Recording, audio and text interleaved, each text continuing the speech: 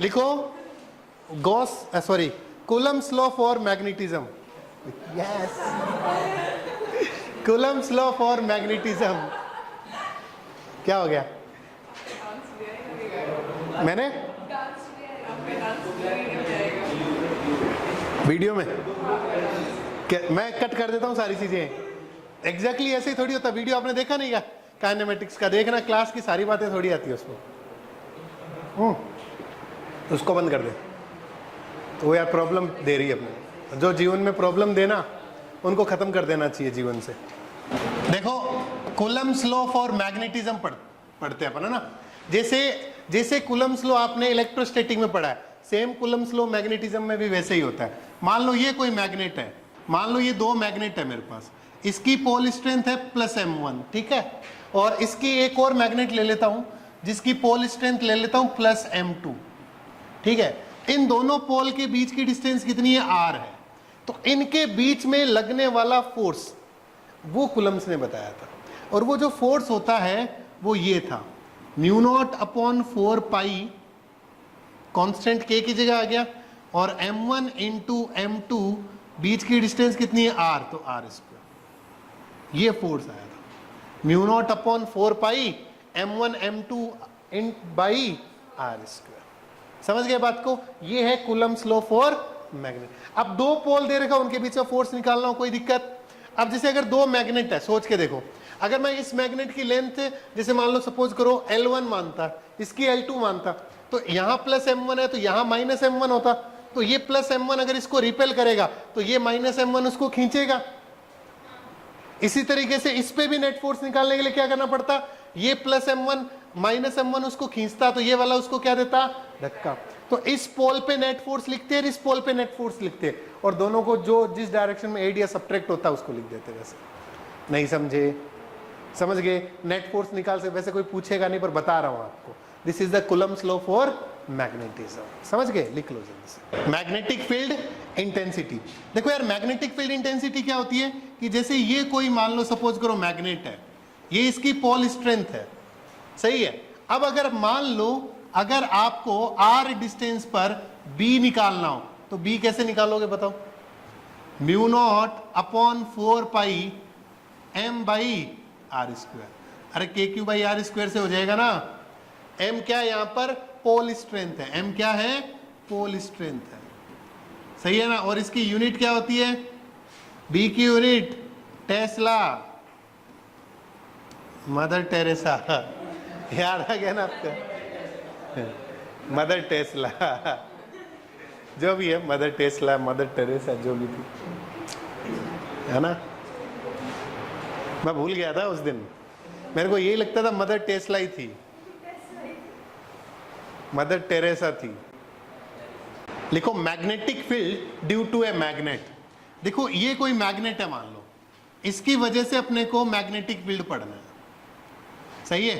तो यार ध्यान से सुनो, अगर आपने देखा हो दो पॉइंट होते थे, एक होता था एक्सियल पॉइंट, याद है? एक्सियल पॉइंट पर डाइपोल की वजह से क्या होता था? अगर इसके सेंटर से डिस्टेंस r है और इसकी टोटल डिस्टेंस ये क्या है? 2a है, तो बताओ जल्दी से, यहां पर जो मैग्नेटिक फील्ड होता था वो इधर ही होता था, और वो कितना होता था? शॉर्ट मैग्नेट की वजह से याद रख लो काफी है। b1 कितना हो जाएगा? μ0/4π, सही है ना, 2kp/r³ होता था, तो इंटू 2, k की जगह क्या आ जाएगा? m/r³ हो जाएगा, सही है। तो ये आ जाएगा b1 की वैल्यू μ0/2π m/r। बोलो भाई, समझ गए बात को? ये कहां होता था? एक्सिस पे, 8 एक्सियल पॉइंट।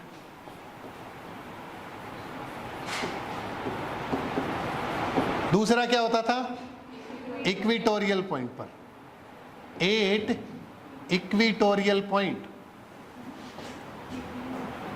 देखो यार, इक्विटोरियल पॉइंट की बात करें ना, तो इक्विटोरियल पॉइंट कौन सा होता था? यहां होता था।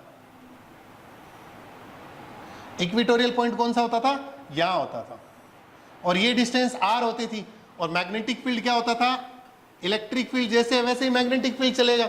और यहां पर इसकी वैल्यू क्या होती थी बी की, बताओ जल्दी से। B2 मान लूं तो कितना हो जाएगा, mu naught upon 4 pi m upon R, और m की वैल्यू क्या है यहां पर, m इंटू 2 है। मैग्नेटिक मोमेंट ऐसे ही m इंटू 2 है। अरे बोलो, समझ गए बात को, पक्का, कोई दिक्कत? और जनरल पॉइंट पर क्या होता था, याद करो। जनरल पॉइंट पर, जनरल पॉइंट मतलब किसी थीटा पर, किसी थीटा की बात करो तो किसी थीटा पर दो कंपोनेंट होते थे, याद करो। ये m था तो ये कंपोनेंट क्या होता था, m cos थीटा, और ये वाला क्या होता था, m, तो m cos थीटा की वजह से जो आता था उसको v1 लिखते थे, और वो v1 कितना होता था, mu naught upon 2 pi m cos theta by R cube. सही है क्या? और इधर जो b2 होता था वो किसकी वजह से होता था, b2 किसकी वजह से होता था, m साइन थीटा की वजह से। तो ये हो जाएगा mu naught upon 4 pi m sine theta by R. अब देखो ध्यान से, अगर मैं इसको और थोड़ा सॉल्व करूं, देखो इधर ध्यान से, तो नेट मैग्नेटिक फील्ड आता था बीच में, और वो कुछ ऐसे आता था, और याद करो ये एंगल कितना बनता था, अल्फा, और ये एंगल भी कितना बनता था, अल्फा, ये एंगल कितना बनता था, बीटा। याद है क्या? और नेट मैग्नेटिक मोमेंट होता था B बराबर, ये तीसरा केस है, जनरल पॉइंट पर जो B आता था वो आता था mu naught upon 4 pi m by R cube under root 3 cos square theta plus 1। यही तो होता था B, जनरल पॉइंट पर B यही होता था। इलेक्ट्रोस्टैटिक में यही पढ़ा ना अपने ने, नहीं समझे? समझ गए ना बात को? अच्छा एक और चीज बताओ, B आ गया, उसके बाद आप ये tan अल्फा पढ़ते थे, याद करो, दिस बाई दिस, तो tan अल्फा क्या पढ़ते थे, बात करो जल्दी से, B2 by B1। B2 by B1 कितना हो गया, बताओ जल्दी से, tan अल्फा। B2 में B1 का डिवाइड करो, B2 में अगर B1 का डिवाइड करोगे तो sine upon cos tan theta हो जाएगा, और ये 4 पाई है 2 पाई, तो 2 पाई 2 नीचे बन जाएगा, तो ये हो जाएगा tan थीटा बाई, बोलो भारत माता की। एक और चीज, अगर ये बीटा की बात करूं तो वे किसके बराबर आएगा, थीटा प्लस अल्फा। बीटा किसके बराबर आएगा, थीटा प्लस, नहीं आया, आ गया, बात समझ में आई, पक्का? चेप दो जल्दी से। ये सारे स्पेशल पॉइंट्स हैं। सवाल क्या है कि इसमें थीटा की वैल्यू क्या लें अपन, देखो इधर, find theta so that magnetic field is perpendicular to the axis of a magnet. Find theta so that magnetic field is perpendicular to axis of magnet. कैसे करोगे बताओ? तो ऐसा थीटा के लिए आप सोचो बीटा क्या होना चाहिए, 90। भाई बीटा ही तो है मैग्नेटिक फील्ड का एक्सिस के साथ एंगल, तो बीटा क्या होना चाहिए, 90। बीटा 90 होने का मतलब क्या होना चाहिए, थीटा प्लस अल्फा भी क्या होना चाहिए, तो इस हिसाब से अल्फा कितना आ गया, 90 माइनस थीटा। अच्छा आपने ने पढ़ा था tan अल्फा क्या होता है, tan theta by 2, tan alpha is tan theta by 2। तो अगर सोचो अल्फा को 90 माइनस थीटा रखूंगा तो ये cot थीटा हो जाएगा, तो ये हो जाएगा tan थीटा बाई 2, और ये 1/10 हो जाएगा, तो tan स्क्वायर थीटा कितना आ जाएगा, इसको सॉल्व करने पर 2 आ जाएगा, तो tan थीटा कितना आ गया, रूट का 2 आ जाएगा, तो थीटा कितना हो जाएगा, tan इनवर्स रूट 2। ये लो, खत्म कहानी। समझ में आई बात है? ओके, नेक्स्ट एग्जांपल करते हैं, ये प्रूफ करके दिखाता हूं। देखो ये करंट कैरिंग रिंग है जिसमें करंट आई फ्लो हो रहा है, ठीक है। अब यार इसकी वजह से एक्स डिस्टेंस पे मैग्नेटिक फील्ड क्या था, याद करो मैग्नेटिक फील्ड कितना निकाला था तुमने, B बराबर mu naught I R square, है ना,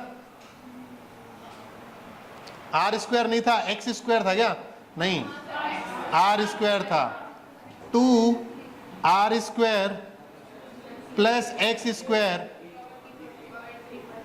यही था क्या? यही था। अब दोनों तरफ पाई गिफ्ट कर दो। पाई गिफ्ट करते ये क्या हुआ? पाई r² एरिया, तो ये b आ जाएगा mu naught I into area upon 2 pi r² plus x² की power 3/2। I into a magnetic moment, तो ये हो जाएगा mu naught into m 2 pi r² plus x²। यही होता है magnetic field due to a magnet. Short magnet की वजह से क्या होगा बताओ? अगर r is very very less than as compare to x, short magnet हो जाएगा ना, तो r² ये नेगलेक्ट हो जाएगा, तो ये आ जाएगा b बराबर म्यू नॉट m अपॉन 2 पाई। यही तो था। हो गया नहीं हो गया? इसका मतलब अगर आप रिंग के इस पॉइंट पर निकालो तो ये इक्वेटोरियल हो जाएगा। तो रिंग की वजह से तो हर जगह मैग्नेटिक फील्ड निकाल सकते हो। अगर रिंग की वजह से यहां निकालना हो तो बस एंगल पता होना। अगर ये शॉर्ट मैग्नेट की तरह बिहेव करेगी तो क्या तुम इसकी वजह से मैग्नेटिक फील्ड निकाल सकते हो? हर एक पॉइंट पर निकाल सकते हो। भारत माता की जय। देखो यार, गॉस लॉ फॉर मैग्नेटिज्म पता क्या कहता है कि जैसे मैग्नेटिक फ्लक्स होता है, याद करो गॉस लॉ इलेक्ट्रोस्टैटिक में क्या था? E dot D A. मैं आपको बताऊं ना, B डॉट डी ए जो होता है ना वो हमेशा ही जीरो होता है। B डॉट डी ए किसी भी क्लोज सरफेस के लिए एरियल इंटीग्रेशन होता है B डॉट डी ए का, वो हमेशा क्या होता है? जीरो। जैसे मान लो सपोज करो ये एक मैग्नेट है, एक स्फीयर के अंदर है। अब आप सोचो इससे अगर नॉर्थ लाइनें निकलेगी तो बाहर भी तो आएगी वापस, क्योंकि मोनोपोल कभी एग्जिस्ट नहीं करता। तो जो लाइनें क्लोज सरफेस के से बाहर निकलेगी वो क्या अंदर भी आएगी। देखो गॉस लॉ में क्या था? अंदर चार्ज होगा तो फ्लक्स होगा। यहां पर अंदर मैग्नेट है पर भी फ्लक्स है, क्योंकि जितनी लाइनें निकलेगी उतनी लाइनें नहीं। समझे? समझ रहे हैं ना? जैसे मान लो सपोज करो यहां से निकली तो यहां वापस आ जाएगी, तो जो फ्लक्स पॉजिटिव था वो फ्लक्स वापस क्या हो गया?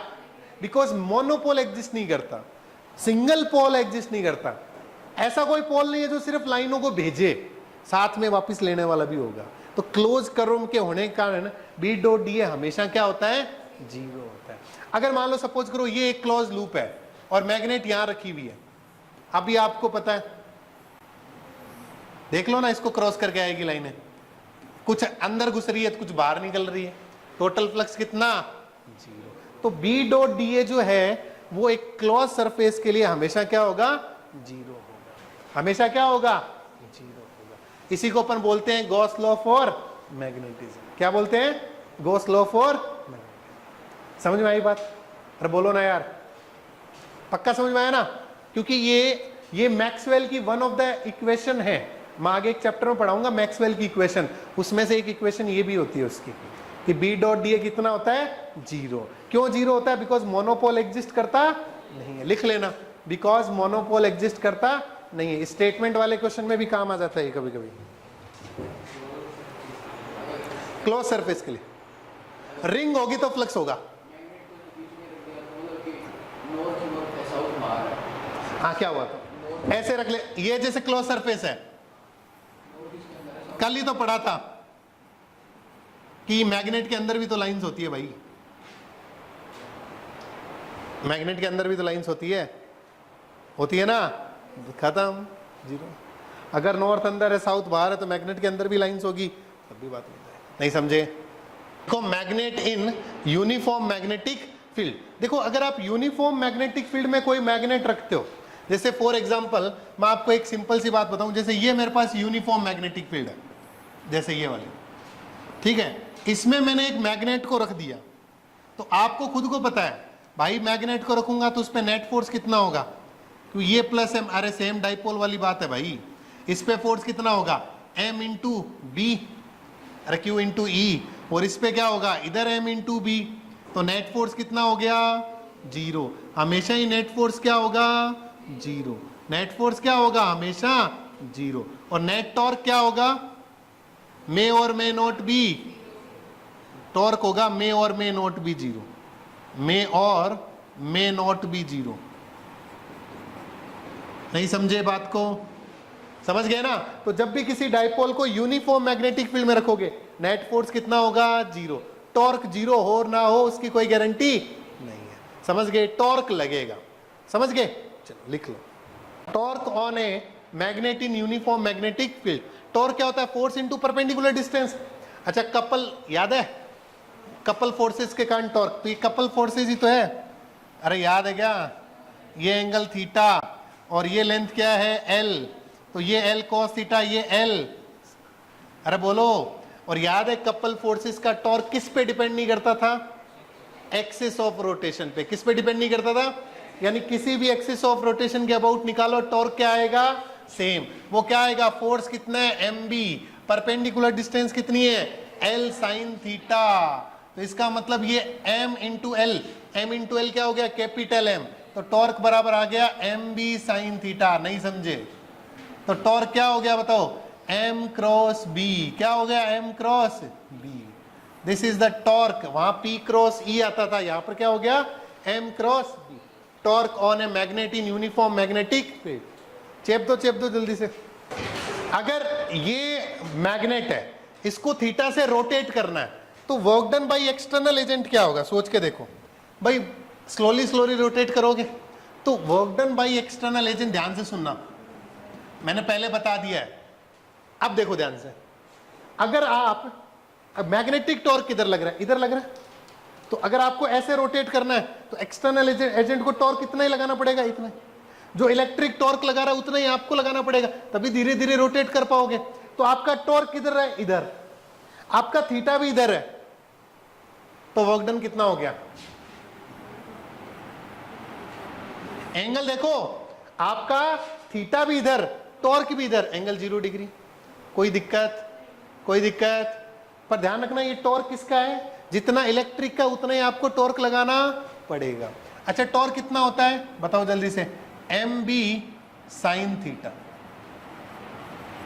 Into D theta.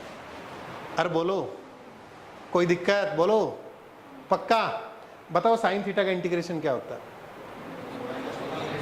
क्या होता है, थीटा 1 से थीटा, साइन थीटा का इंटीग्रेशन माइनस कॉस। अरे इसको कुछ और तरीके से मत करना, नहीं तो समझ में नहीं आएगा आपको। तो ये कितना आ जाएगा, M B cos theta 1 minus cos theta. याद करो ये work done by external agent होता है, वर्क डन बाई माइनस है, ये माइनस, समझ गए बात को पक्का। अरे बोलो सही है ना, M B cos theta minus. अच्छा इसी को अपन क्या बोलते थे, work done by external agent को ही चेंज इन पोटेंशियल एनर्जी। तो U final minus U initial क्या हो जाएगा, M B cos theta 1 minus cos theta 2। अब आपको पता है इनिशियल पोटेंशियल एनर्जी को 0, रिफरेंस लेवल 0 लेना पड़ता था, तो इनिशियल थीटा को क्या लेना पड़ता था 90। अरे बताया था ना, initially potential energy reference level जिसको भी लेते हैं वहां पोटेंशियल एनर्जी 0 करनी है, तो वो थीटा किसको लेते हैं 90। तो u बराबर कितना आ जाएगा, minus M B cos theta, यानी अगर आप इसको लिखोगे तो u बराबर आ जाएगा minus M dot B, M dot B. समझ गए बात को पक्का। और इसमें एक कॉन्सेप्ट और होता था, अगर इफ थीटा कितना हो 0 डिग्री तो u कितना हो जाएगा मिनिमम, और u मिनिमम कितना होगा माइनस एम इंटू बी। ये कौन सा इक्विलिब्रियम होता है, स्टेबल इक्विलिब्रियम। कौन सा इक्विलिब्रियम, स्टेबल इक्विलिब्रियम। यहां पर पोटेंशियल एनर्जी मिनिमम होती है, और अगर थीटा 180 डिग्री हो u क्या होगा मैक्सिमम, कितना एम बी। और ये कौन सा इक्विलिब्रियम होता है, ये सब आपने पढ़ रखा है ना, अनस्टेबल इक्विलिब्रियम।